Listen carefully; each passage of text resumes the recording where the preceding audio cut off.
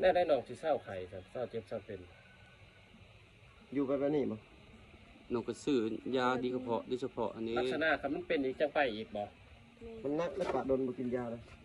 แต่พออันนั้นเป็นบาดพี่น้อ คั ง นมันเจ็บแล้วก็ไปคันมันบ่เจ็บเราก็ได้กินยาบาดเลย การมีเงินเนี่ยอยากเอาซื้อย้อนบานซื้อยามาปวดกินปวดตัวเองอยู่เนาะ บัดยาพื้นเมืองเขาเด้แบบอยู่ในบ้านนี่บ่ได้หามาบ่หา บ่ ไม่ มีบ่ หา หักไม่หักตัวเนาะ นี่ยาเขาปลูกเองแต่คลำบ่ได้ โตลายแนวคลำคนเนาะ ยาเคยกะลำมาไหม้แล้วก็ซีนหมูไก่หยังกินบ่ได้เล ก็ ย แก้วแซ่บสำหรับ แนวอาหารแซ่บๆเพิ่นบ่ให้กิน น้องคือบ่ทานน้องดีหั่นเพิ่นมียาดีเด้น้องสาวดีเพิ่นว่าบางทีเพิ่นมีก็มี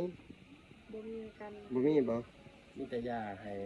ให้ผู้ว่า บ่มีแฮะ มีแต่ยาสู้กำลัง แม่ เพศชายเนาะ มีแต่ยาให้มีให้ มีดยาเม็ดเดียวเนาะ แสดงว่าน้องสาวดีนี่มียาสู้กำลังโดยเฉพาะ ไม่หักไม่หักต่อก็พี่น้องเอ้ย ยาพื้นเมืองยาเขาปลูกเองนี่จะเคยคลำบ่ได้เขาให้คลำตลอดเลย เป็นปลาแดกเป็นภาษากินบ่ได้เนาะคลำแห้ง มาเก็บไปเป็นอะไร ถ้าน้องบ่คลำก็อาจจะบ่ดีจักเทื่อแล้วเนาะ คือเมื่อนั้นน้องก็NFC ฝากเงินให้ซื้อยาบ่500 แม่ คือแบบเจ็บเวลาเจ็บแล้วเจ้ากินน้ำเข้าก็ได้บ่กินข้าวกินน้ำได้อยู่บ่บ่ได้เลยเนาะ มีแต่คาร่ำของเก็บของมันนั่นมันลงมือ แม่น มันบอกคาร่ำยังมันล่ามนะพวก ต้อง เขา คลำ สินั่งแบบนี้ก็นั่งบ่ได้ บ่ ตอนเจ็บนะ แม่ อ๋อ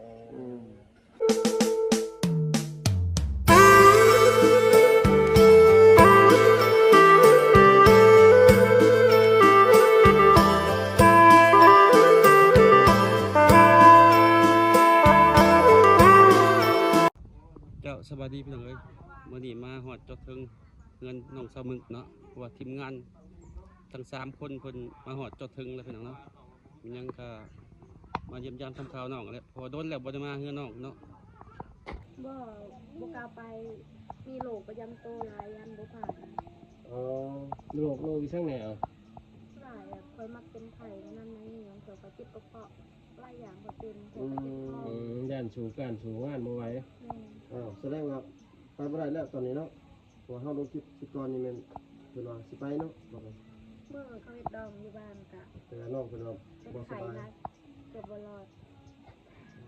น้องเขากินยาอยู่ติ คิด เออ ออกสวน แม่ เอาแล้วว่าจะสังเกตงานนะ ยังดำนา โอ้ดำนาเลยเนาะพวกน้องจ้างเอาบ่ดำนา ยังบ่แล้ว ยังบ่ทันดำ กระตุกกาบ่ แม่ กาบ่ต้องเงาได้ซ้ำได้แต่กาน่ะ เดี๋ยวไปหากระปุก เขาก็โป่งแล้วเขาก็ออกมาอีก ได้ เนาะ ว่าได้ซ้ำคืบซ้ำว่าแล้ว บ่ออกหากระหวานตอนเสาร์มันตกสอง โอ้ คือเห็นน้องเอาลงเฟซเหมือนว่าน้องอยากไปเฮ็ดเวียกบ่ดูเวียกอีซั่ง แม่นอยากไปแต่เขาบ่ให้ไปแบบคอยมักเป็นไข่พ่อแม่บ่ให้ไป บ่แม่นห่วง ผมไม่เป็นห่วงเนาะ เป็นห่วง ไป เป็นห่ ก็ วง บ่ได้เฮ็ดเวียกคือตอนนั้นคอยหวานคอยนอนคันคอยนอนผู้เดียวแล้วคอยตายมานำแต่คอยนอนน้ำหนัก เป็นได้เลย แบบก็เป็นไข่คอยเจ็บกระเพาะ โอ้ คันแบบเป็นไข่เป็นน้ำนี่ช่วงว่าไปเฮ็ดเวียกบ่ได้บัดแต่งงานเอาผัวได้ซั่นนั่นแหละสิไปอยู่น้ำผัวนำหยังได้ซะน้ำมึง จำเป็นนะหางได้ผัวแล้วแบบนั้นมันก็จำเป็น มันก็เศร้าก็มีเนาะ ให้กลัวดูแลเนาะ หลายคนเลยที่ว่าเห็นแบบพระเจ้าไปขายไปในแบบว่าได้พัวแล้วที่เศร้าเลย บ่แม่นใครบ่แม่นบ่สบายจะได้ผัวบ่เนาะ สั่งยาเข็มใหญ่มันก็ดีไว้เนาะไอ้บ่าว สงสัยอยู่ น้องก็คิดอีติจะได้ผัว แต่มีแต่ อืม นั่นแหละน้องเลือกหลายพุ่นเนาะ น้องกะหน้าตางามได้พี่น้องเลยหุ่นห้อยงาม แต่ว่ากับแปลกอยู่หรือว่าส่วนไลฟ์FC เพิ่นเขาใจผิดว่าน้องเลือกลายน่ะแม่นบ่น้องมึง แม่นบางคนก็แบบเขาเห็นในเฟซบุ๊กเขาว่าน้องมีผัวหลายเขาว่า โอ้ แต่ชุดถ่ายยังบ่มีเนาะ เขาว่าให้เบิ่งในคลิปแล้วว่าน้องมีผัวหลายคลิปคิดอยู่ใส่ คิดว่าเฟซนั่นยังบ่ บ่คิดตัวคือเอาลงนั่นแหละว่ามีผัวกรีดหลายแล้วว่าเขาว่า เนาะผู้ใดบีบคอให้น้องนี่น้องบ่ได้ว่าเลย น้องดีบ่หรือไผ บ่ คนในบ้าน เป็นบ่สบายพี่น้องเราบีบเส้นบีบ สาวลูกนาบาวข่อย แม่นละช่วงนึงเห็นน้องบ่สบายตลอดพี่น้องเลยคือน้องว่าน้องบ่ได้เลือกนั้นแบบคันว่ามักฮักนี่ก็ สิสเปคแบบเก่าบ่แนวได้ก็ได้ ได้ก็ได้มาติ แต่ว่าค่าร้องแพงมาจากหนองมึกเขาเจ้าบ่จังเหมาะเอาไป จะล แซ่ อบ งซ้ำเก่าแล้วล่ะ 30 ล้าน อืม อืม แต่ว่าบักจำกะบ่มีก็เอาลงได้ ลึกต่อย ลดลงก็ได้เนาะ แต่เฮ็ดกับพ่อเนาะ อืม เรื่องให้จัก5ล้าน10ล้านพอได้ซื้อข้าวซื้อน้ำเป็นจังไดสำคัญก็คือเข้าใจกัน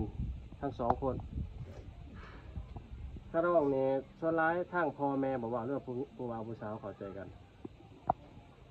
ตอนนั้นดิหันเพราะว่าผู้สาวแบบสิอันไปแล้วก็พ่อแม่กับผู้ใหญ่เขาบอกกัน อ๋ออีกตามพ่อแม่อีกเนาะ อืม สมมติว่า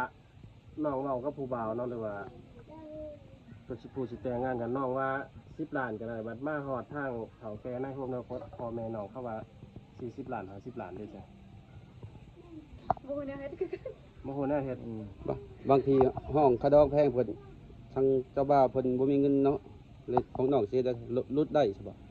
เขาก็ลุกได้ เออ พอบางเจอกันเขามีมื้อหน้าเขาเป็นมีไว้ แบบนั้นเนาะ โอ้ส่วนใดติดหนี้เขาร้องเนาะ อืม เขาสิใช้อยู่ว่าจะติดหนี้ บางคนเขาก็ใส่บางคนเขาก็บ่ได้ แล้วเลย อืม คือแบบสลายจุดมองเห็นหาเขาติดหนี้บางคนเขาก็มีแบบเขาที่ต้นเฮาเขาติดหนี้แล้วเขาก็ใส่บางคนเขาบ่ได้ใส่เลยก็มี เอ โอ้ อ แต่ว่า3 5ล้าน10ล้านก็สิบ่มีกระโพดเนาะก็สิเอาเมียเนาะ แม่นแม่น อย่างน้อยก็ได้ค่าข้าวซอกข้าว ข้าวปุ้น ค่าข้าวปุ้นหรือเพิ่นว่าก็ยังไข่พี่น้อง บ่ เอ้ย ได้ เงินคือลายแท้ เงินน้องก็จะได้ เอ่อ เงินบ่ได้ หอมเลยเฮ็ดอยู่เฮ็ดกินแกงหน่อไม้ คือเคยเห็นแต่เก่าบางคนครับ แบบแต่งก็มีแต่หมู่เขาได้บ่มีได้ประมาณนั้นบ่ได้เนาะ ถ้าไม่ห้างนี่ได้บ่ ไม่ห่างเงินกระติกแล้ว บ่ได้เลย ต้องมีงัว เออ คนผู้ชายนี่แบกก็ได้เนาะ สาวใบตุ้งก็ได้แล้วก็มีไก่ อืม วันละ ต้องมี ลักษณะนี่ถ้าผู้ใดเป็นแม่ห้างน่ะยากบ่เวลาแต่งงานที่ร้ายบ่ ที่ร้านในห้างเนาะ คันผู้สาวนี่สบาย ก็ได้กินงัวอีกถ้าผู้ชายนี่เอาแบกก็ได้ ได้ แม่ห้างเนี่ย ได้ เอาแบบบ่ได้บ่แม่ห้างนี่ บ่ได้ เออ แล้วมันเป็นหู ต้องงัวอย่างเดียว ตัวหน่อยก็ยาวก็เป็นงัว ถ้าร้องเขาก็เอาบ่แต่งเดือนที่2เด้อบ่ได้เอา เขาเอากัน เอาคือกันเนาะบางบ่อนค่ะอาจจะหลายกว่าผู้สาวก็มีได้แบบเบาไก่ อืม นี่คือเขาแต่งมาได้พวกผู้ที่สองถ้าอีก แสดงว่าอิงตามผู้ชายมีก็บ่มี แม่น เนาะ แม่นแม่นต้องแบบนั้น โอ้พี่น้องเอ้ยอันนี้ก็ คือ ถือว่า เฮ็ดชุน้องนี่เอาผัวเอาเมียคือกันเนาะแบบเจ้าสาวเนี่ยเขาขี่รถจักรไปส่งเนาะแม่นบ่ครับ ขี่รถใหญ่ก็มีบางคนเขาขี่รถจักรบางคนเขาก็ขี่รถ เออคิดว่าต้องขี่รถจักรบ่แม่นเนาะอืม ไปนี่ต้องไปแต่พี่น้องของน้องบ่หรือว่าไปเบิดบาทไปส่งนาง ไป น่ะ ส่งนางนะเป็นบ้านแบบ อืม เวลาเขาสิมาแทนพาไปยิงเขาไปยิงเขาไปยิงเขาก็บอกแบบเบิดบ้านให้ไปมัดให้ขึ้นมัดแทนแล้วก็ขี่เขาแล้วก็ไปส่งนางเลย อืม แสดงว่ากินงัวกินควายอาหารการกินกับไปเบิดบ้านกับไปกินหั่นเลย อืม อืม สิบ่2ตัว3ตัวพุ่น มันจะ เนาะ เปลืองนิดนึงนี่พี่น้องเอ้ยเพราะว่ามันหลายคนเบิดบ้าน ไปแบบแต่พี่น้องเฮาจัก10คนก็ได้บ่ ได้กันว่าเฮาบ่อยากให้เขาไปนำกะ ก็บอก โอ้ เขา อืม โอ้ลักษณะที่ว่าเข้าไปร้ายหรือว่า แบบ FC น่าจะเห็นคลิปแต่ละคลิปเวลางานแต่งแล้วคนหลายๆนั่นแม่นเขาเจ้าบอกว่า เขาไปแบบเขาสามัคคีกันแบบ อื นั้น ม อืมลักษณะเคยแบบนั้นน่ะเนาะเรื่องเคยแบบ เคย แต่ มา เก่าแต่แก่เลย เล็กน้อยๆก็ แต่ ไป ใดๆมาเนาะ หน่อยเขาบ่ให้ไปเขาอยากไปเขาก็ ขึ้นรถ คือเห็นผ่านมานี่รถใหญ่นี่เต็มคันรถพี่น้อง ย เอ้ย นต์ยัดเลยหลังรถพี่น้องเอ้ย ไปส่งตั้งห้างเลยแต่งตั้งห้างบ่คือเหตุที่เจ้า กันว่ามีก็แต่งเลยก็ได้ เออตัว ส่งไปส่งนางมื้อนั้นแหละก็แต่งงานมื้อนั้นเลย อีกตามได้เนาะ โอ้ลักษณะแบบไผบ่มักยากก็มีเงิน แม่น ทำในก็แต่งเลยแล้วเลยพี่น้องเอ้ย คือไปกันมีครอบครัวมื้อหน้าสิแต่งเลย เอาเห็นหลายบ่ได้ไอ้บ่าว อืม ไปชงก่อนแล้วแต่งดองตำลัง โอ้ บางบ้านเนาะเพราะว่าในเขตอ่ะชนบทคนอยู่คือหลายเขาเฮ็ดแบบนั้น อืม เพิ่งไปแบบ แม่ ต้องซ้ำเทื่อคนแต่แล้วกันว่าเฮ็ดดอมเลย เป็นเฮ็ดแม่นเฮ็ดเพื่อเดียวเนาะ เทื่อเลยก็ให้เพื่อนเทื่อเดียว แม่น แสดงว่าต้องได้ใช้เงินหลายเนาะเวลาแต่งงานในเอาเมียในชนบทพี่น้องเอ้ย เป็นไทยรับ หรือบอกกะอีกตามพี่เฮ็ดบ่ลงมือเฮ็ดไผหลายหรือว่ากะต้องได้แต่งหลายเฮ็ดหลายเนาะ อืม บ่น้องพยายามถามว่าถ้าน้องเอาผัวมื้อหน้านี่น้องสิไปอยู่นำผัวบ่หรือว่าให้ผัวมาอยู่นำ สิไปอยู่น้ำพัว สิไปอยู่นำผัวสุดท้ายเฮือนน้อยๆก็ไปบ่ ไปเพื่อนเฮามันก็บ่ยากแต่เพื่อนเฮาบ่มีเด้ อืม ยันพาลูกเขาลำบากแบบไปอยู่กันผัวไทยแบบไปอยู่กันเขาทางพี่น้องเขาบางเทื่อเขามีดินลายกับยังไทยเพื่อนเขาก็มีน้องชาย โอ้ มันยาก พี่ แม น้อง นแมนแมน น้องมึกเพิ่นว่าค่าสร้างครอบครัวเพิ่นว่าสิไปอยู่นำผัวพี่น้องเอ้ยค่าดองนี่ก็คือบ่แพงพี่น้อง30 ล้าน 30 ล้าน งัวตัวหนึงบ่ก็บ่ได้งัวเอาแบกก็ได้ คือ แมนแท้บ่น้องมึกอ้ายได้ยินว่าลักษณะคือน้องแต่งงานแล้วผู้สาวในชนบทแต่งงานนี่ถ้าว่าไปเฮือนผัวแล้วทุกข์ก็เฮือนตัวเองแล้วเขาเจ้าปบมาบ่ กับบ้านเพื่อนด้วยกัน บางเฮือนบางคนคือกัน ยิงตามกันเนาะ กันว่าอยู่เพื่อนผัวคือแบบผัวตีตลอดเขาก็ปุ๊บเพื่อน โอ้ เพราะว่าอ้ายเห็นหลายคนเติบเลยเดี๋ยวเขาเจ้ากลับมาเฮือนหลังเก่าคืนพอไปเฮือนผัวน่ะทุกข์ยากเวียกง่าย บางคนก็บ้านใกล้ก็จะย่างมาเนาะ บางคนเขาแบบผัวดีหรืออยากอยู่นั่นก็เขาไป ๆโอ้ บางคนกับผัวบ่ดีบางเทื่อก็ทุกข์ยากเขาก็ตัดผัว ปะปบปะเนาะ แต่กับบางคนบ่แม่นว่าหลายคน แม่น ผู้ชายก็คือกันผู้หญิงก็คือกันบางคน อยู่บ้านน้องนี่ร้านบ่มีหักเนาะ บ่ได้หลายของซ้ำ โอ้แสดงว่า ซ้ำ ฮักแพงกันเนาะจังบ้านอื่นนี่ส่วนหลายบ้านเป็น50 5คน10คนพุ่นเด้อ ลายมีหัก ย้อนแบบนี้ล่ะพี่น้องเพราะว่าแบบทุกข์ยากทุกเวียงทุกงานเนี่ยก็ทุกกายทุกใจเนี่ย ก็เลยปบ พระ มา เจ้าก็เลยปบมาเฮือนหลังเก่าเฮือนพ่อเฮือนแม่ ตอนนี้น้องมีคนลบหรือบ่หรือว่าว่างตอนนี้ใจน้องว่างบ่มีคนล้มบ่มีคนคุย ทำกับบ่มีคน FC ได้ซะ อีดีบ่